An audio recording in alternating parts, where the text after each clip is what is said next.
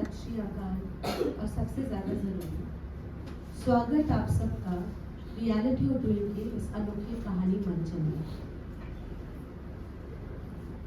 आज की शाम कोई नाटक नहीं है, ये है कहानी मंचन, जहां कहानी किताब से निकलकर मंच पर सांस लेती है। यहाँ कोई सेट नहीं, कोई ज़्यादा तामझाम नहीं, बस कथाकार, अभिनय और सच्चाई की चमकती चिंगारी। 1970 के दशक में श्री देवेंद्र राज अंकुर जी ने निर्मल वर्मा की कहानियों का मंचन किया और वहीं से शुरुआत हुई एक नई रंग विधा की कहानी का रंगमंच। कहानी के रंगमंच को देखना और सुनना ये दोनों होता है और ये अनुभव कहानी पढ़ने और सुनने के अनुभव से अलग है। अब हम इसमें कितने सफल हो पाए ये इसका निर्णय आप स्वयं ही करेंगे। तो दर्शकों, हम आज 3 महान लेखकों श्री हरिशंकर परसाई, शरद जोशी और अमृता प्रीतम की दुनिया में उतरने वाले हैं। 3 आवाजें, 3 नजरिए पर एक ही सवाल, हम समाज में जी रहे हैं या समाज हम में। पहली कहानी 10 दिन का अनशन, दूसरी कहानी 2 जूतों की कहानी और तीसरी लाल मिर्च। तीनों कहानियां मिलकर बनाती हैं एक आईना जो हमें हमारी राजनीति, हमारी नैतिकता और हमारी चुप्पी सब कुछ दिखा देता है। अब आप सभी से एक छोटा सा निवेदन, जैसे हम समाज के शोर को थोड़ी देर के लिए बाहर छोड़ आए हैं, वैसे ही कृपया आप अपने मोबाइल फोन को भी साइलेंट मोड पर रख दें। अगर रिंगटोन बजी तो फिर हो सकता है कि कहानी के पात्र बाहर निकलकर आपसे कुछ वार्तालाप करने लगे। तो लीजिए और हो जाइए तैयार। मेरे ख्याल से शायद आप लोगों ने अपना फोन साइलेंट में कर दिया है, उसके लिए धन्यवाद। तो हो जाए तैयार। 3 कहानियां, 3 सोच और 1 मंच। हम हैं रियलिटी ऑफ डूइंग और आप हमारी कहानी के साक्षी।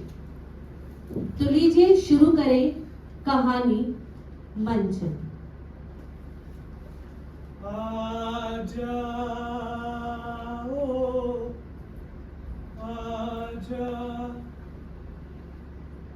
आ जाओ, आ जाओ, तुझको पुकारे मेरा प्यार, ओ तुझको पुकारे मेरा प्यार।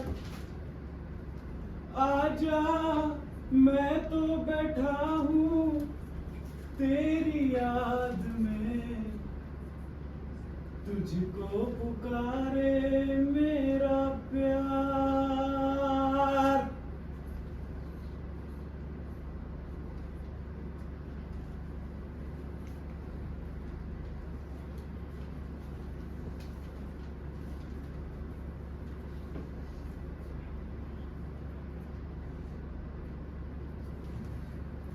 हो गई बहुत।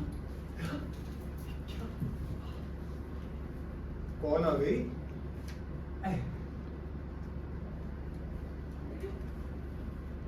बन्नू राधिका बाबू की बीवी सावित्री के पीछे सालों से पड़ा है, भगाने की कोशिश में 1-2 बार पिट भी चुका है। अब तलाक दिलवा कर उसको घर में तो नहीं बिठा सकता। क्यों? क्योंकि सावित्री इस बन्नू से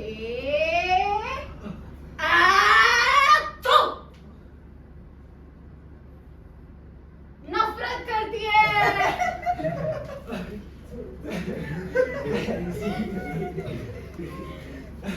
अरे देख बन्नू, बन्नू, दौर ऐसा आ गया है कि संसद, कानून, संविधान, न्यायालय सब बेकार हो गए हैं। बड़ी बड़ी मांगे अनशन और आत्मदाह की धमकी से पूरी हो रही है। अरे सालों का प्रजातंत्र ऐसा पक गया है कि किसी एक आदमी के मर जाने या भूखा रह जाने की धमकी से करोड़ों लोगों के भाग्यों का फैसला हो रहा है। मैं तो कहता हूं तू भी उस औरत के लिए अनशन कर डाल। क्या क्या? मतलब इस बात के लिए अनशन हो सकता है? अरे इस वक्त हर बात के लिए अनशन हो सकता है। क्या? अभी बाबा सनकीदास ने अनशन करके कानून बनवाया कि हर आदमी जटा रखेगा पर उसे कभी धोएगा नहीं। अब तमाम सिरों से दुर्गंध आ रही है, पर तेरी मांग तो बहुत छोटी है रे, सिर्फ एक औरत के लिए। यार कैसी बात करते हो, किसी और की बीवी को हड़पने के लिए अनशन? शर्म आनी चाहिए हमें बन्नू, लोग हंसेंगे हम पर। भाई शर्म तो बड़े बड़े अनशनिया साधु संतों को नहीं आई, हम तो फिर भी मामूली इंसान हैं। और जहां तक हंसने का सवाल है ना, गौ रक्षा आंदोलन पे लोग इतना हंस चुके हैं कि अब कोई भी हंसेगा तो उसका पेट दुखेगा। सही बात है। तू ये बता कि सफलता मिल जाएगी ना? यार ये तो इशू बनाने पर है, अगर अच्छा बन गया तो औरत मिल जाएगी। चल हम एक्सपर्ट के पास चलते हैं। बाबा सनकीदास विशेषज्ञ हैं, उनकी अच्छी प्रैक्टिस चल रही है। उनके निर्देशन के अंदर 4 आदमी अनशन कर रहे हैं। क्यों बात कर रहे हाँ। हैं? 4 आदमी। बाबा सनकीदास की जय हो, बाबा सनकीदास की जय हो, बाबा सनकीदास की जय हो, बाबा सनकीदास की जय हो, बाबा सनकीदास की जय हो, बाबा सनकीदास की जय हो, बाबा सनकीदास की जय हो। ठीक है, मैं जी मैं इस मामले को हाथ में लेने के लिए तैयार हूं। क्या बात है? जैसा मैं कहूं वैसा करना होगा। हाँ जी हाँ। तू आत्मदाह की धमकी देगा। देगा? बाबा मुझे उससे डर लगता है। जलना नहीं है रे, सिर्फ धमकी देनी है। बाबा मुझे उसके नाम से ही डर लगता है। तो तू अनशन पर बैठ जा। हाँ हाँ हाँ। इशू हम बना देंगे। बस बाबा मैं मर तो नहीं जाऊंगा ना? बेटा एक चतुर खिलाड़ी कभी नहीं मरता। उसकी एक आंख मेडिकल रिपोर्ट और दूसरी आंख मध्यस्थ पर रहती है। वाह क्या बात है, वाह। तू चिंता मत कर, तुझे बचा भी लेंगे और वो सावित्री। हाँ वो औरत भी दिलवा क्या देंगे। बात है, सावित्री की सनकीदास की जय हो, बाबा सनकीदास की जय हो। 3, 2, 1 go।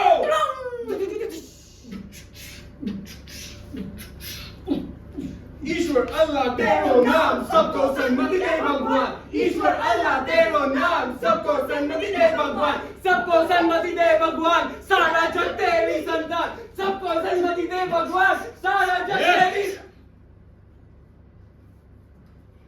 ईश्वर अल्लाह तेरो नाम सबको सन्मति दे भगवान, ईश्वर अल्लाह तेरो नाम सबको सन्मति दे भगवान। एक बार ये हो गया। Yes.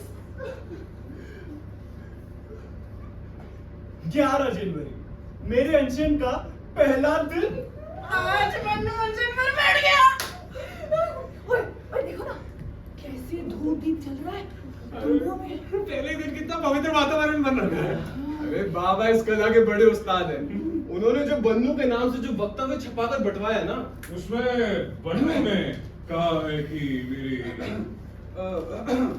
मेरी आत्मा से पुकार उठ रही है कि मैं अधूरी हूँ। मेरा दूसरा खंड सावित्री में है। दोनों आत्मखंडों को मिलाकर एक करो या मुझे भी शरीर से मुक्त करो।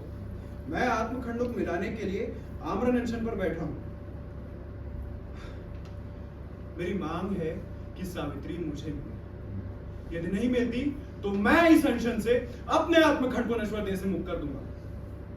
मैं सत्य पर हूँ इसलिए लीडर हूँ। सत्य की जय हो! सत्य की जय हो! सावित्री सावित्री ये हरामजादा मेरे लिए अनशन पर बैठा है ना? बीवी, उसे अपशब्द मत कहो। वो एक पवित्र अनशन पर बैठा है। पहले हरामजादा रहा होगा, लेकिन अब नहीं रहा। अब वो एक अनशन पर बैठा है। मगर मुझे तो पूछा होता, मैं तो इस पर थूकती हूँ। तू? बीवी, तू तो इशू है। इशू से थोड़ी पूछा जाता है। गौ रक्षा आंदोलन में गाय से पूछा था क्या कि तुम्हारी रक्षा के लिए हम ये आंदोलन करें या नहीं? नहीं पूछा था। बीवी, तू जा। और मेरी सलाह है कि तू और तेरा वो पति दोबारा लौट करना है, क्योंकि कुछ दिन में जनमत बन जाएगी। उसके बाद जनता तेरे अपशब्द बर्दाश्त नहीं करेगी। नहीं करेंगे। पागल हो सब लोग। अरे सावित्री बड़बड़ाती हुई चली गई। चलो बन्नू उदास हो गया यार।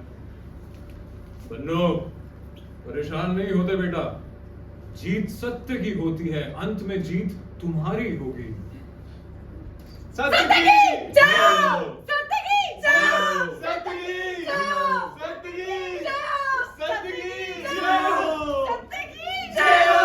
सत्य की जय हो!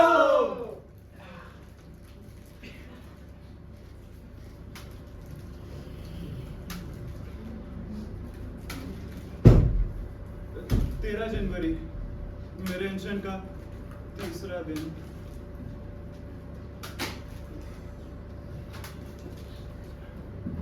ये बन्नू भूख का बड़ा बच्चा है। हाँ, आज तीसरे ही दिन का हाथ लगा है। भाग। जयप्रकाश बाबू आए। पूछता है और जयप्रकाश बाबू आए। वो 5वें या 6वें दिन आते हैं। उनका नियम है। तो उनको सूचना कर दिया। और वो विनोबा, उनका क्या कहना है इस विषय में? उनका साधन और साध्य दोनों की मीमांसा कर दी। पर बाबा कह रहे थे उनकी बात को तोड़ मरोड़ कर अपने पक्ष में इस्तेमाल किया जा सकता है। क्यों नहीं? जयप्रकाश बाबू को जल्दी बुलाओ। आज पत्रकार लोग भी आए। बड़े दिमाग को चिकन रहे। कुछ नहीं लगे। उपवास का हेतु कैसा है? क्या वो सार्वजनिक हित में है? हाँ, तो बाबा ने बोला नहीं था इस पे। हेतु अब नहीं देखा जाता, अब तो इसके प्राण बचाने की समस्या है। अंजन पर बैठना अपने आप में इतना बड़ा आत्म बलिदान की बात है कि हेतु अपने आप पवित्र हो जाता है। और सार्वजनिक हित की बात में मैंने बोला था। देखिए, दूसरों की बीवी तो सभी छीनना चाहते हैं, पर तरकीब उन्हें नहीं मालूम। अगर अनशन सफल हो गया तो ये जनता का मार्गदर्शन करेगा। 14 जनवरी, मेरे अनशन का चौथा दिन। मैं अनशन तोड़ रहा हूँ, इससे ज्यादा भूखा नहीं आ जाएगा। 4 दिन हो गए, मैं पागल हो गया। मैं कूद रहा हूँ, मैं कूद जाऊंगा। मैं कूद जाऊंगा।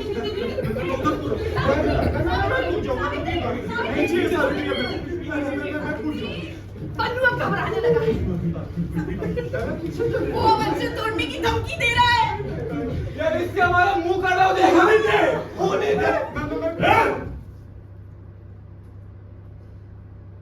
बाबा ने उसे बहुत समझाया, और आज तो बाबा ने एक और कमाल कर दिया। किसी स्वामी रसानंद महाराज का वक्तव्य अखबारों में छपवाया है। स्वामी रसानंद महाराज ने कहा है, मुझे तपस्या के कारण भूत और भविष्य दिखता है। मैंने पता लगाया है कि बन्नू पूर्व जन्म में ऋषि था और सावित्री ऋषि की धर्मपत्नी। बन्नू का नाम उस जन्म में ऋषि वनमारुष था। उसने 3000 वर्षों के बाद अब फिर नरदेह धारण की है। सावित्री का इससे जन्म जन्मांतर का संबंध है। ये घोर अधर्म है कि एक ऋषि की धर्म पत्नी को राधिका प्रसाद जैसा साधारण आदमी अपने घर में रखे। मेरा समस्त धर्म प्राण जनता से आग्रह है कि इस अधर्म को ना होने दे। मैंने मंदिरों में बन्नू की प्राण रक्षा के लिए प्रार्थना का आयोजन करा दिया है। बाबा रसानंद की जय। बाबा रसानंद की जय। बाबा रसानंद की जय। अरे इस वक्तव्य का क्या असर हुआ है? पहले दिन धर्म की जय के नारे लगे। ओए, एक भीड़ राधिका बाबू के घर के सामने नारे लगा रही है। राधिका प्रसाद पापी है। पापी का नाश हो। धर्म की जय हो। और बन्नू देख, क्या बात है। 15 जनवरी मेरे अनशन का 5वां दिन।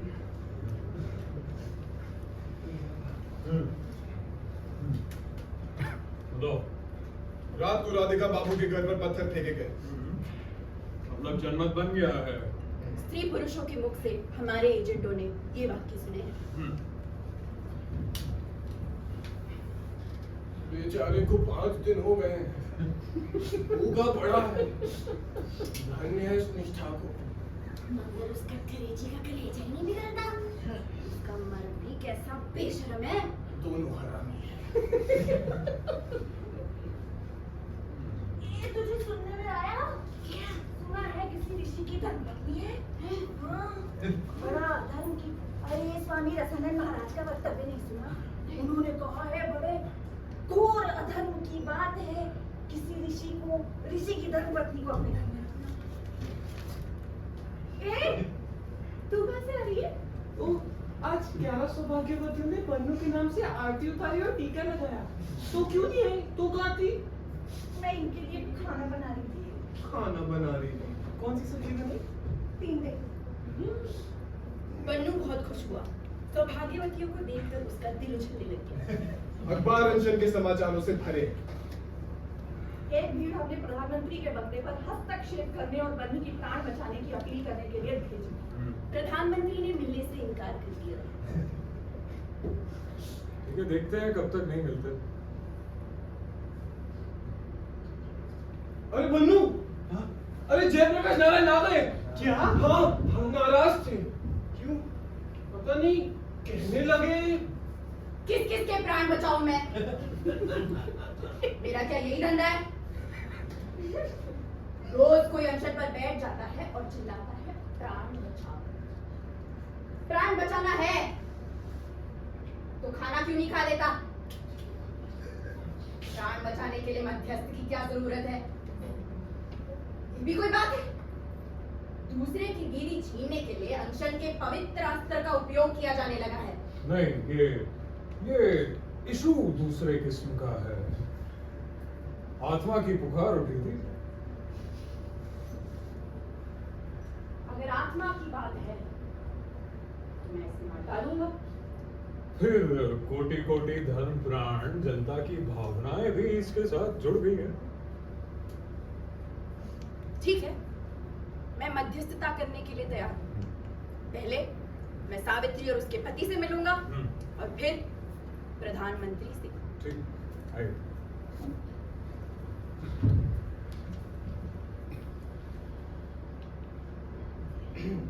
अबे साले, इस तरह दीनता से मत देख।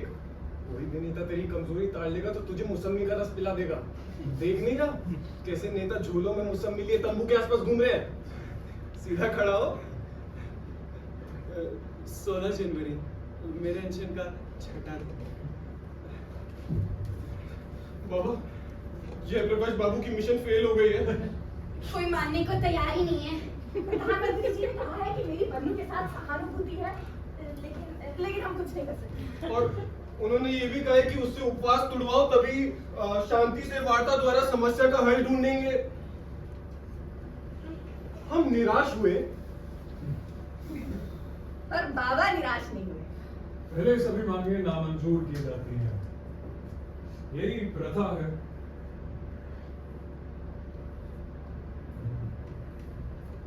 अब आंदोलन तीव्र करो।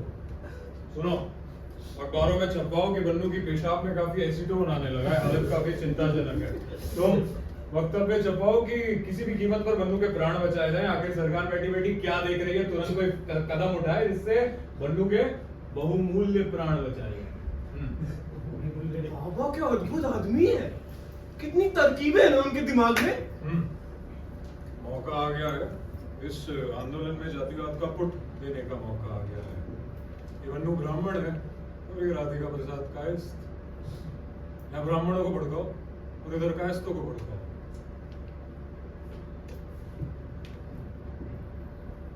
ये ब्राह्मण सभा का मंत्री आगामी चुनाव में खड़ा होगा, उसे याद दिलाओ, यही उसके पास एक मौका है सभी ब्राह्मणों के वोट एक साथ इकट्ठा कर लेने का। जो बन्नू, बन्नू, राधिका बाबू की तरफ से प्रस्ताव आया है कि बन्नू सावित्री के साथ सावित्री से राखी बंधवा ले। हमने ना नामंजूरी कर दी है। बताइए फोटो। 17 जनवरी मेरे अनशन का 7वां दिन। अरे अरे आज के अखबारों का शीर्षक देखा? नहीं। अरे हट हट हट ना। बन्नू के प्राण बचाइए, बन्नू की हालत चिंताजनक है। मंदिरों में प्राण रक्षा के लिए प्रार्थना। अखबारों में विज्ञापन रेट पे हमने ये भी छपवा लिया है। कोटि कोटि धर्म प्राण जनता की मांग, बन्नू की प्राण रक्षा की जाए। बन्नू के मृत्यु के भयंकर परिणाम होंगे। अरे ब्राह्मण सभा के मंत्री का भी वक्तव्य छप गया है। उन्होंने इसे ब्राह्मण जाति की इज्जत का मामला बना लिया, सीधी कार्रवाई की धमकी दी है। अरे वो चार गुंडों को कायस्थों के घरों पर पत्थर फेंकने के लिए हमने राजी कर लिया। इससे निपटकर वही लोग ब्राह्मणों के घर पर पत्थर फेंकेंगे। और इसके पैसे? फिर इसकी तो बन्नू ने दे दिया है। बन्नू, बाबा ने कहा है कि इस सब के चलते कर्फ्यू लग जाएगा और फिर दफा 144। इससे हमारा केस और मजबूत हो जाएगा। बन्नू,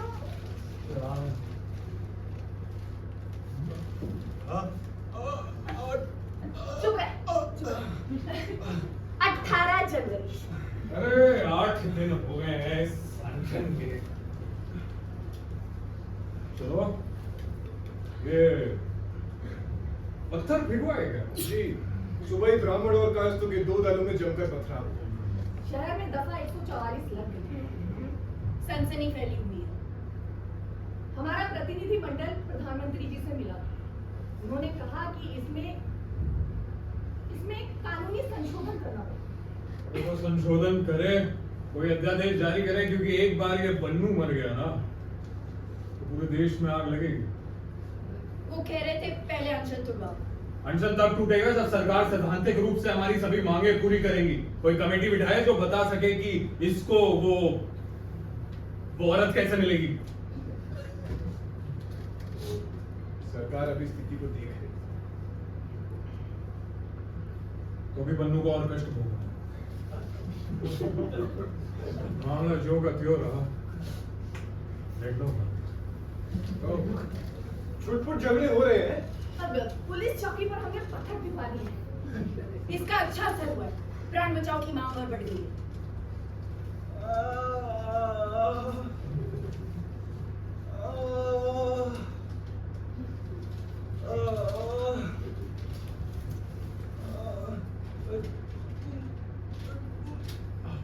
उन्नीस जनवरी।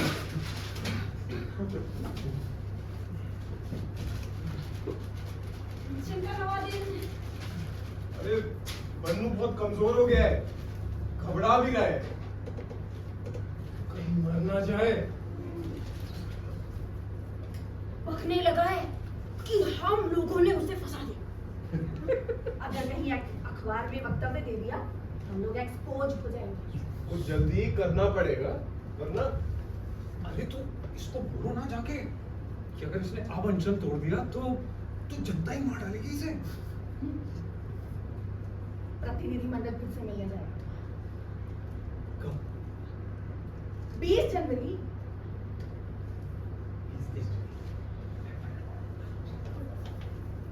Hello hello hello. हाँ हेलो हेलो। सिर्फ एक बस जलाई जा सकी। हैं? सिर्फ एक बस जलाई जा सकी। ओह, अरे अरे यार बन्नू अब संभल नहीं रहा है। हाँ तो उसकी तरफ से हम कह रहे हैं ना कि बन्नू मर जाएगा पर झुकेगा नहीं। हाँ, और सरकार भी घबराई मालूम होती है। अच्छा, इधर तो साधु संघ ने मांग का समर्थन कर लिया और ब्राह्मण समाज ने अल्टीमेटम दे दिया, 10 ब्राह्मण आत्मदाह करेंगे। पता है सावित्री ने ना आत्महत्या करने की कोशिश की थी। हैं? हाँ। हेलो हेलो पर वो बचा ली गई। अरे पता है यहाँ पे बन्नू को देखने के लिए लाइन लग रही है। राष्ट्र संघ की महामंत्री को भी तार कर दिया गया। अरे इधर तो जगह जगह प्रार्थना सभाएं चल रही है। अच्छा है। डॉक्टर लोहिया ने कहा है कि जब तक ये सरकार है तब तक न्यायोचित मांगे पूरी नहीं हो सकती। बन्नू को चाहिए कि वो सरकार की जगह सावित्री को मारे जाए।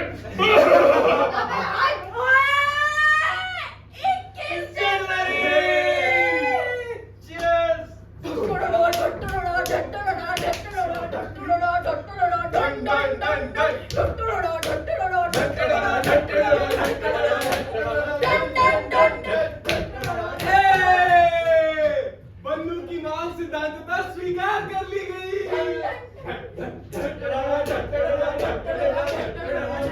अरे व्यवहारिक समस्याओं के लिए कमेटी बिठा दी गई।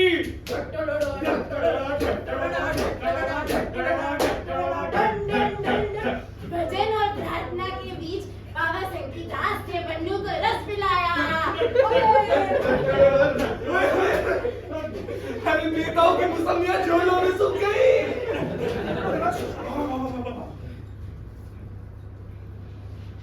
जनतंत्र में जन भावना का आदर होना चाहिए क्या?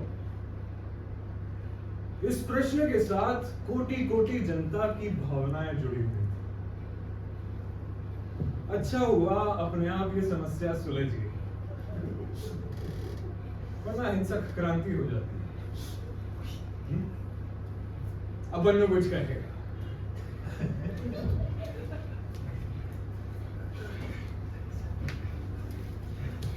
तुम्हें पता है ब्राह्मण समाज के विधानसभा उम्मीदवार ने बन्नू से अपना प्रचार कराने के लिए सौदा करा लिया है।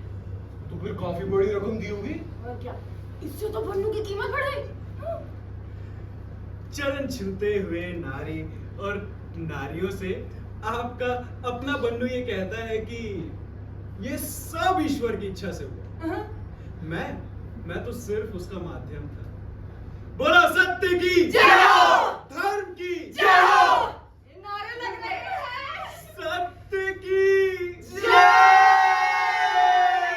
धर्म की जय!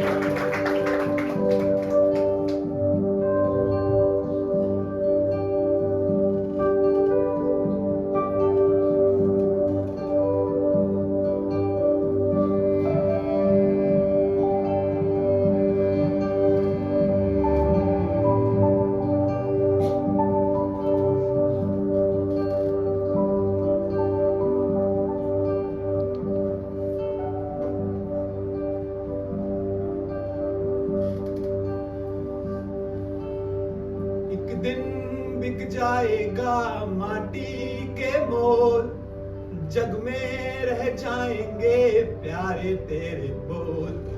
एक दिन बिक जाएगा माटी के मोल, जग में रह जाएंगे प्यारे तेरे बोल। ला ला ला ला ला ला ला।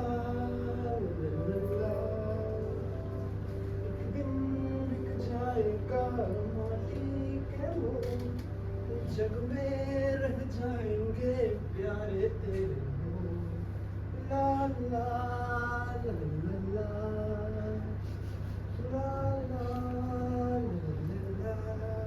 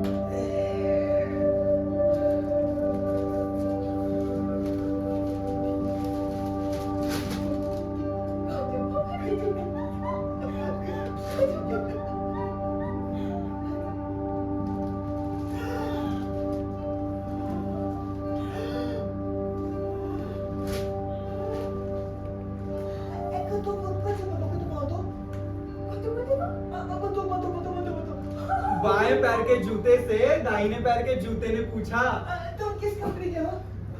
मैं बाटा कंपनी का हूँ। बाएं पैर का जूता ये सुनकर बहुत खुश हुआ और बोला मैं भी बाटा कंपनी का हूँ। तेरे जैसा यहाँ कोई मिला न कभी, ऐसा लगा लाइफ की पूरी हुई कमी। हम दोनों की चाल ढाल सेम टू सेम। 8 नंबर तू और 8 नंबर मैं। अरे मैं जब बाहर जाऊं तू भी चले, एक कदम तू चले एक कदम मैं। तेरे जैसा यहाँ कोई मिला न कभी, ऐसा लगा लाइफ की पूरी हुई कमी। दोनों जूते बड़े मजबूत, बहुत चमकीले, दोनों एक दूसरे से बड़ा स्नेह करते थे, कभी अलग नहीं हुए, जहाँ रहते साथ रहते, जहाँ जाते साथ जाते। और साथ ही लौट कर आते। कभी ऐसा नहीं हुआ कि एक जूता बाहर जाने लगा हो तो दूसरे जूते ने साथ चलने से इनकार कर दिया हो। कभी ऐसा नहीं हुआ कि एक जूता लौट कर आया हो तो दूसरा जूता उसके साथ लौट के ना आया हो। बड़ा प्रेम था दोनों में।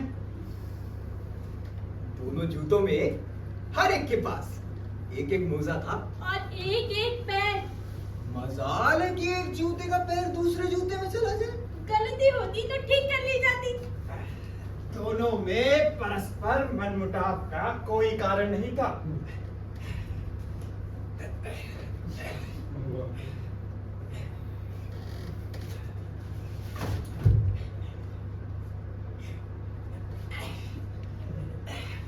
एक दिन दोनों जूते रास्ते पर चल रहे थे, तभी अचानक एक जूते को पत्थर से चोट लग गई। घबराओ मत, हिम्मत रखो, मैं तुम्हारे साथ हूँ। उस दिन दोनों जूतों को जिन कष्टों का सामना करना पड़ा, उनसे उनका साहस भी बढ़ा और अनुभव भी। हम ये समझ गए कि अगर हम सहयोग और लगन से चले तो हम जिंदगी की हर चढ़ाई पार कर सकते हैं।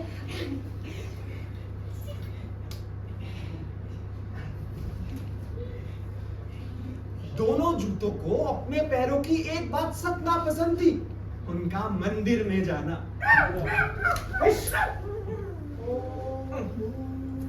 हम दोनों ईश्वर पर विश्वास नहीं करते। जहाँ मंदिर आता हम बाहर ही रुक जाते हैं। जब तक पैर अंदर से नहीं लौटते हम बाहर ही बैठे रहेंगे। हमारा ईश्वर तो हमारे पैर है। जब तक वो हम में है हमें आगे बढ़ने से कोई नहीं रोक सकता।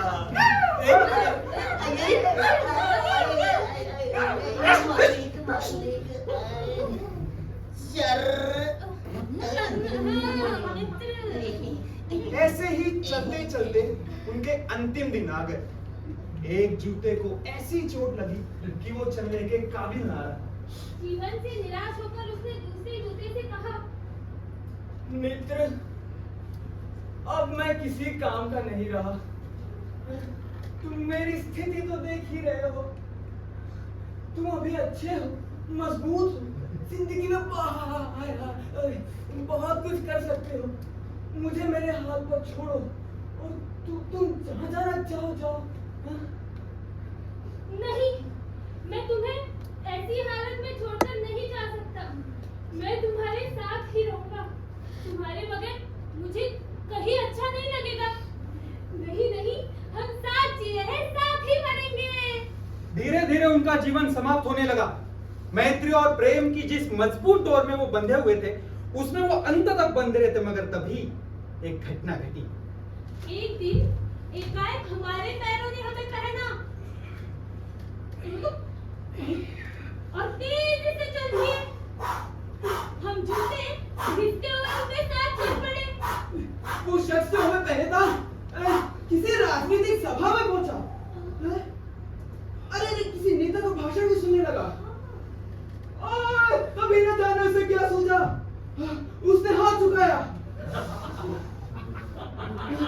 मुझे निकाला और हवा में सटा दिया। हवा में उठा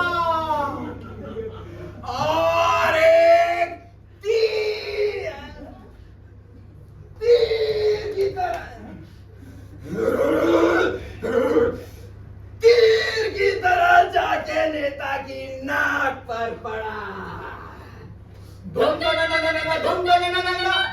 नाक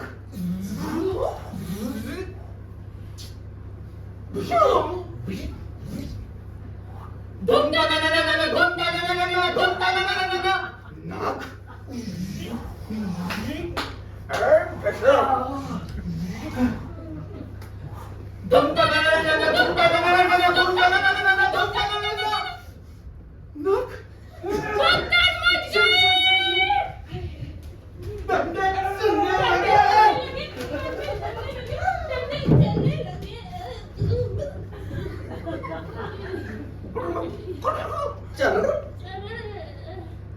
धीरे धीरे सारे लोग वहां से भाग गए।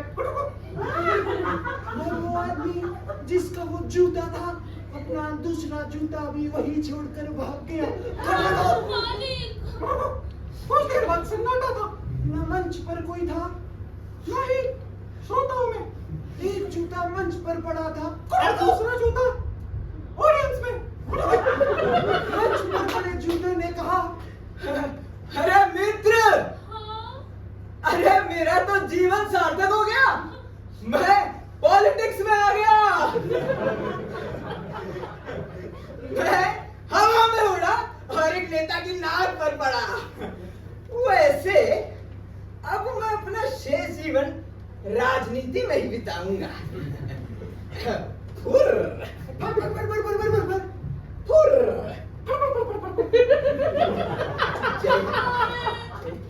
मुझे किसी ने नहीं उठाया। तुम तो नाक पर पड़े हो। मुझे उठाते तो मैं उस नेता के सर पर पड़ता।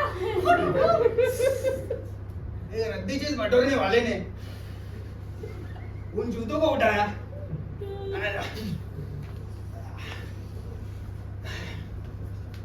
और एक कबाड़ी के यहाँ बेच दिया। आजकल भी दोनों जूते उस कबाड़ी वाले के यहाँ हैं और इस बात का इंतजार कर रहे हैं कि कोई आए और उन्हें उठाकर उन ढोंगी पाखंडी नेताओं के सर पे मारे।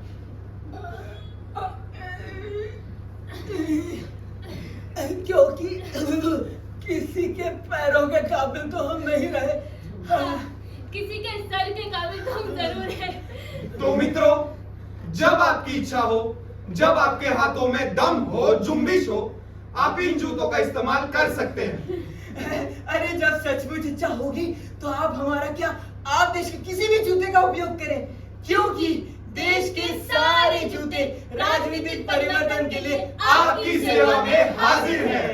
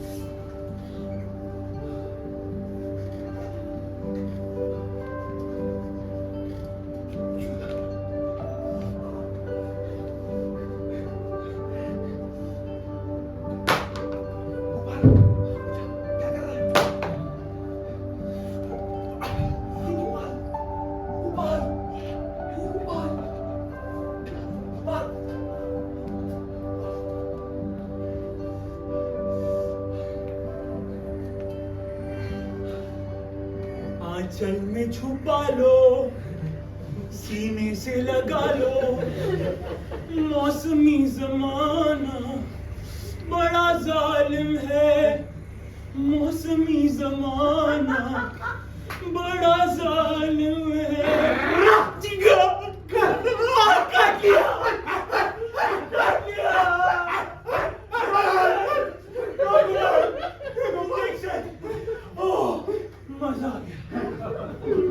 अरे डॉक्टरों के इंजेक्शन को छोड़ यार। जिस घर के कुत्ते ने काटा है उस घर की कोई लाल मिर्च अपने जख्म पर लगा ले। हैं? अरे जिस घर के कुत्ते ने काटा है उस घर की कोई खूबसूरत लड़की तेरे जख्म पर पट्टी बांध दे। अब लड़कियां भी तो लाल मिर्च होती है। नुस्खा तो बड़ा अच्छा है, तूने आजमाया तो है ना? मुर्गी 18वीं सीढ़ी पर पांव रखा हुआ है। मुझे महसूस तो हुआ होगा कि सीढ़ी पर जवानी के एहसास का एक कुत्ता दुबक कर बैठा हुआ है। तो क्यों अचानक से पागलों की तरह उठकर मेरी टांग से मांस नोच लेगा? और तब से तेरा मन अपने जख्म पे लगाने के लिए नीच जैसी लड़की की तलाश में लग गया है ना? अरे लड़कियां तो अपने कॉलेज में भी है, मेरे घर के पड़ोस में भी है, इस शहर की गलियों में भी है, दूसरे शहर में भी है। बहुत। मगर जिस लड़की को मैं तलाश कर रहा हूँ वो कौन है?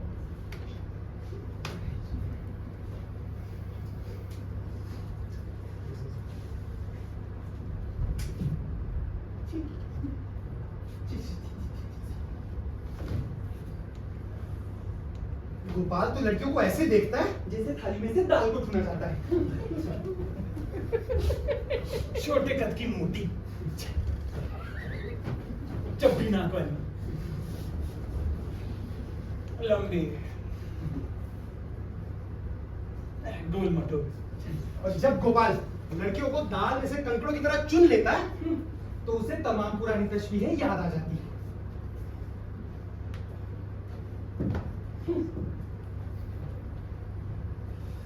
लचकती हुई टहनी जैसी लड़की, चंदन जैसी लड़की, देवदार के पेड़ जैसी लड़की। ना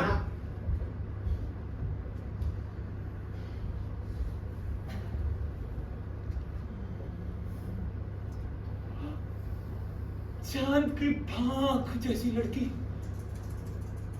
कोई भी नहीं, इनमें से कोई भी नहीं।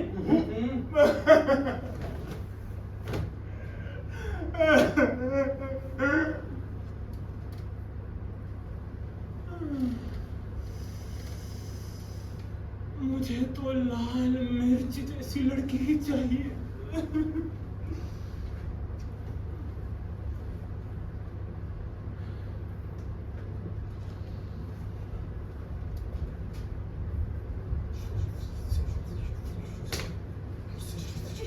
वैसे तो गोपाल के कॉलेज में किताबों और कोर्स की बजाय लड़कियों की बातें ज्यादा होती थी, मगर गोपाल की हर बात को जैसे लड़की लफ्ज के दरवाजे में से गुजरना पड़ता था। जी हाँ दोस्तों, पेश है नूर जहां की आवाज में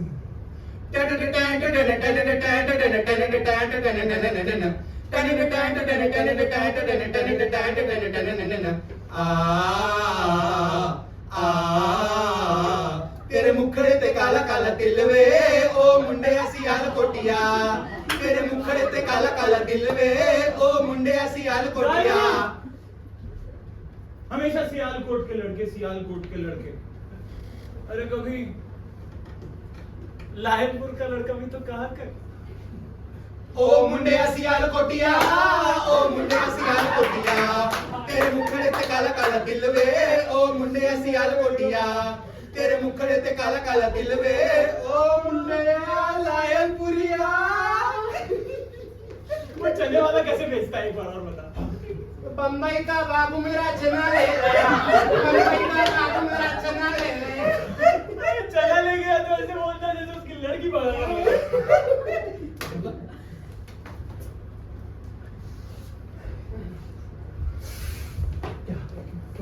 ये ऐनकों वाली लड़कियां मुझे लड़कियां नहीं लगती। क्यों? जब भी आंखों को देखना हो शीशे की दीवार पार करनी पड़ती है। तो इसे भी फहरिस्त में से निकाल लेता हूँ। उसने ऊंची साड़ी बांधी हुई है, पाँव में मोजे भी पहने। हाथ में छतरी पकड़ी हुई लंबी वाली। मास्टर नहीं है, मास्टर नहीं। जो विद्यार्थी हिसाब में कमजोर हो मास्टरनी से शादी कर ले। गोपाल, हाँ, वो देख गहरे रंग के कपड़े पहनी हुई लड़की, हाथ में चूड़ियां यहाँ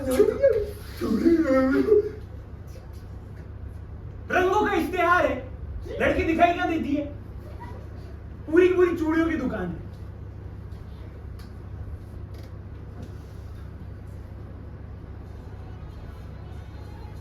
किसी की बात चल चल चल चल चल चल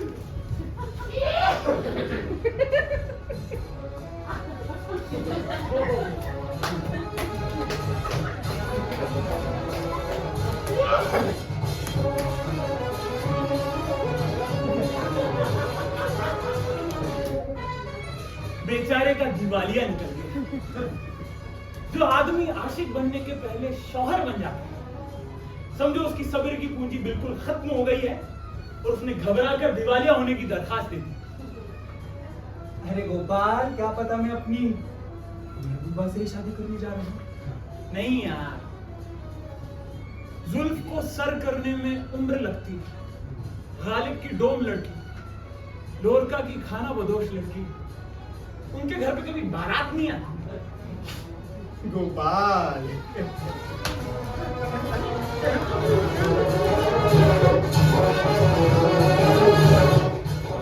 अरे गोपाल आ गया तू, तेरे घर का कार्ड ले दे, तीन का तेरी मम्मी को दे दिया। चल आ गया तो खाना खा के जाइयो है।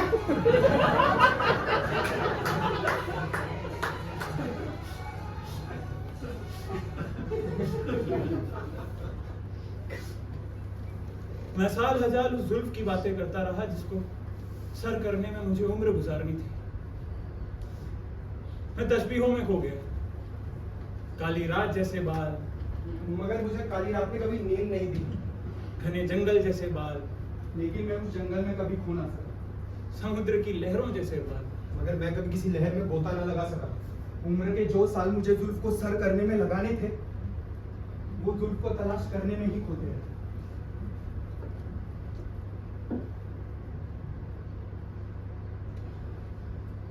और मैं उन सालों के खो जाने से घबरा गया।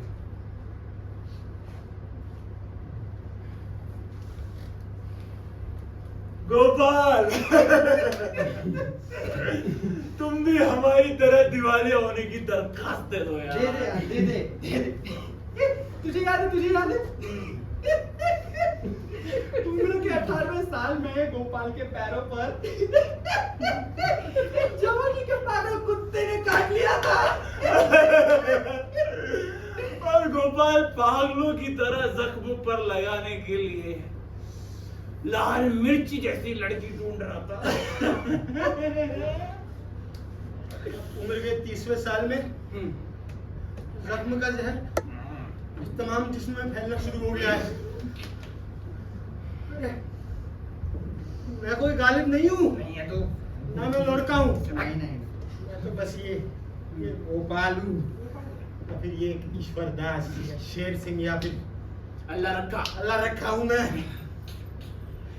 जाओ जाओ, दिवालिया होने की दरख्वास्त दे दी मैंने। अभी अभी करेंगे शादी, उठ, अभी करेंगे। चल अरे लायलपुरी बजा दे।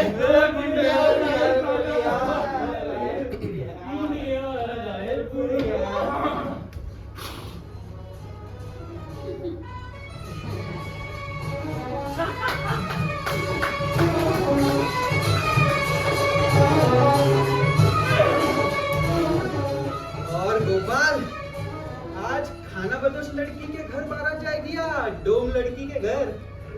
और सुनाओ भाभी, कैसी हो? और बाकी कुछ नहीं तो तेरी लाल मिर्च के देवर तो बन ही जाएंगे। बेशक सोने की जगह हीरे की अंगूठी क्यों ना देनी पड़े, भाभी का घूंघट तो उठा के ही जाएंगे। मैं अपने दोस्तों के मजाक को शादी के लाल डोरे की तरह हाथ पे बांधे जा रहा था। मास्टरनी है मास्टरनी, ऐनक भी लगाती है तुम्हारी भाभी। तो माँ ने तुझे शादी के पहले कहा था कि किसी बहाने से वो लड़की का चेहरा दिखा देगी, तूने खुद ही इनकार कर दिया। तो जब दिवाली होने की अर्जी देनी है तो अरे दरवाजे पर बारात आ गई, तुम लोग यही नाच रहे हो। चलो ये दिया जला लियो। हाँ, जला लूंगी, जाओ।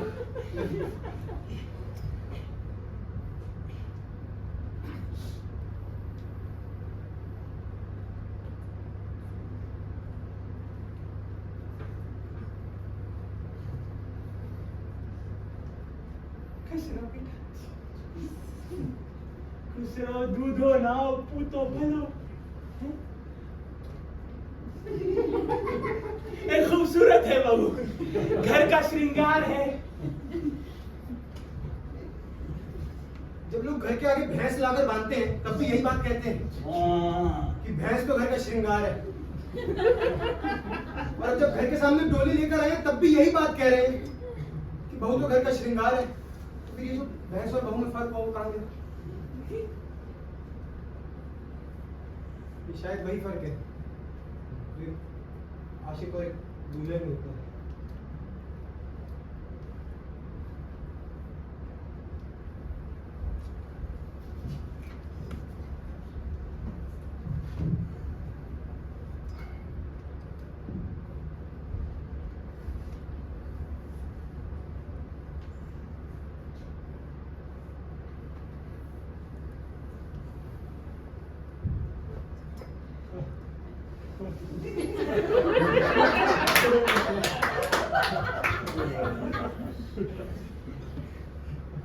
देखो, तुम दिखने में ना बहुत खूबसूरत हो ना ही बहुत बदसूरत।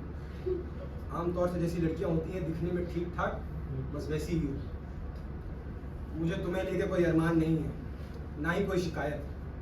ये तमाम तरीके के रंग बिरंगे कपड़े पहनती है, लेकिन मैं उसे रंगों का इस्तेमाल नहीं कहता। सुहाग की चूड़ियां, दहेज के कड़े सब एक साथ चढ़ा लेती, लेकिन मैं उसे जेवरात की दुकान का ताना नहीं देता। मुझे आजकल शुरू के दिनों में पढ़ा हुआ वो अंग्रेजी का नॉवल याद आता है, जिसमें अपने ख्वाबों की लड़की की तलाश में लेखक तमाम जिंदगी गुजार देता है, मगर उसकी तलाश नहीं कर पाता। और फिर मरते वक्त अपना तमाम तस्वुर, अपनी तमाम लगन देकर अपने बेटे को वसीयत कर जाता है कि वो इस किस्म की आंखों वाली, इस किस्म के नैन नक्श वाली, इस किस्म के बालों वाली लड़की की जरूर तलाश करे। और फिर तमाम जिंदगी तलाश करने के बाद उसका बेटा ये सारी बातें मरते वक्त अपने बेटे से कहता है। जुल्फ को सर करने में गालिब ने तो सिर्फ एक ही उम्र का अंदाजा लगाया था। मगर जिंदगी की शिकस्त गालिब के अंदाजे से बहुत बड़ी है। मेरा एक बेटा होगा, हूबहू मेरी शक्ल, हूबहू मेरा दिल और हूबहू मेरे सपने। तो वो जवान होगा तो वो अपने लिए लाल मिर्च जैसी लड़की जरूर तलाश करेगा। मैं पूरी दुनिया को अपने बेटे की आंखों से देखूंगा। माँ जी, आज मैं बर्फ वाला पानी नहीं पीऊंगी। मैं पूरे महीने सपने जमा करता हूँ और तुम महीने के आखिर में उन्हें तोड़ देती हो।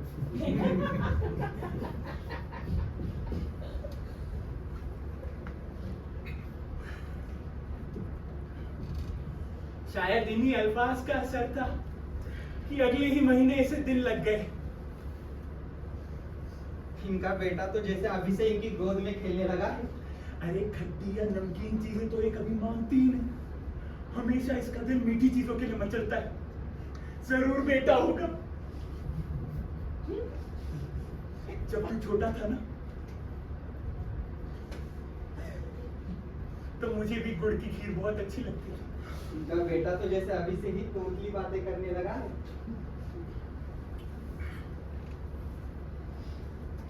घी,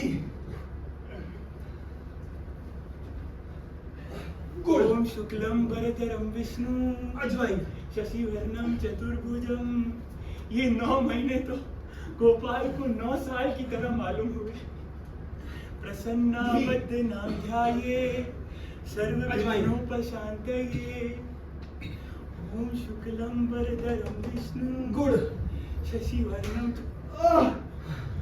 गोपाल, बहू का दर्द शुरू हो गया है। दाई को बुला ला।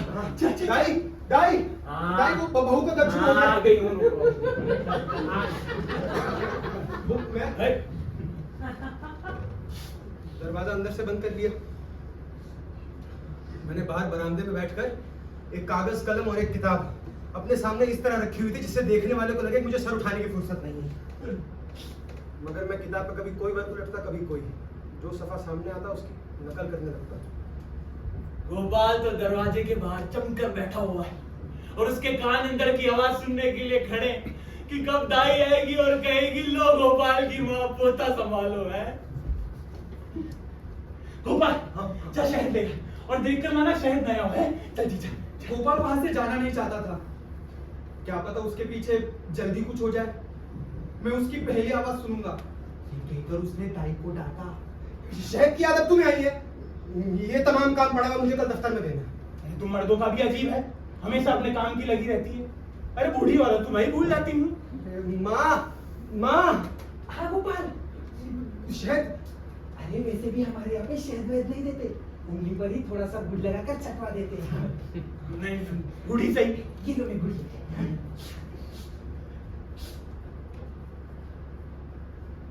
चलो बेटा आप थोड़ी हिम्मत रखो और लंबी सांस लो हैं।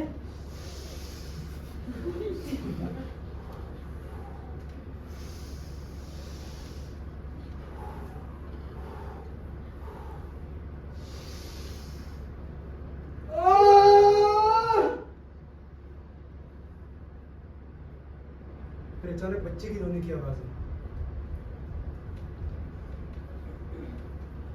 मेरी सांस जैसे किसी ने हाथ में पकड़ ली होगा, ना ऊपर आ रही थी ना नीचे जा रही थी। अभी तक वो आवाज नहीं आई थी। गोपाल को बच्चे की आवाज से ज्यादा दाई की आवाज का इंतजार था। और फिर दाई की आवाज आई। लड़की। मेरी कुर्सी कांप गई। माँ हाँ माँ हाँ गोपाल, माँ लड़की। अरे तू भी पागल है, ये दाइयां तो ऐसे ही कहती है, कहीं ज्यादा खुशी के मारे बहू की जान को खतरा ना हो। तू रुक, मैं देख के आई। हाँ मेरी कुर्सी अब पहले की तरह नहीं कांप रही थी, मगर फिर भी मैंने उसे दीवार के सहारे लगा दिया। फिर दाई की आवाज आई। बेटी जो भी हो किस्मत वाला हो। बेटी तो घर की लक्ष्मी होती है, इस बार बेटी तो दूसरी बार मिला है। हाँ? माँ दाई से कह रही थी। ये बेटी है या रेशम का धागा। कि माँ कह रही थी या दाई कह रही थी, इस मर्तबा मुझसे आवाज नहीं पहचानी गई। मेरी कुर्सी कांपी और पूरी दीवार हिल गई।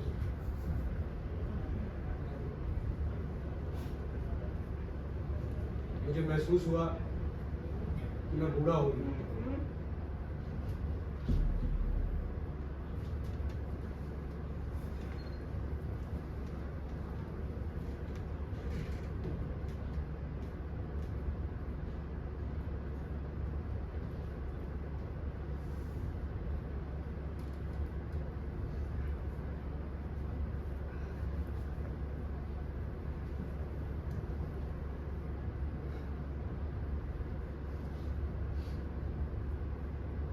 लड़की है या रेशम का धागा?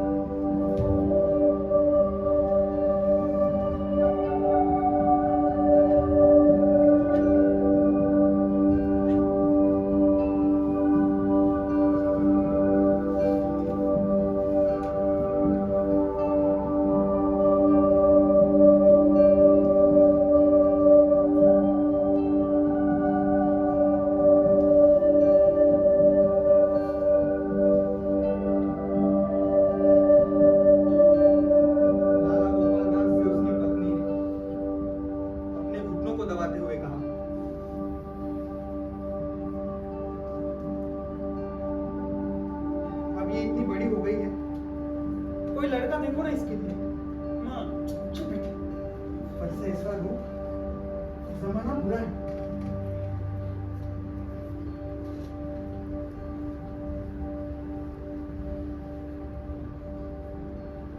फिर बारात दरवाजे पर आ गई। दामाद ने पांव छुए और वो लाल कपड़ों में लिपटी हुई थी। और फिर गोपाल उसे दिलासा देने के लिए डोली के पास गया। मेरी बेटी बिल्कुल। लाल मिर्च आंचल में छुपा लो, छुपा ले। सीने से लगा लो, अरे लगा ले। मौसमी जमाना बड़ा जालिम है। अरे जालिम! लाल मिर्च।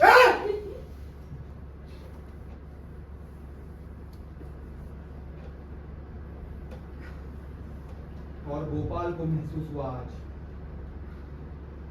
आज मिर्चे किसी ने उसकी आंखों में झोंक दी।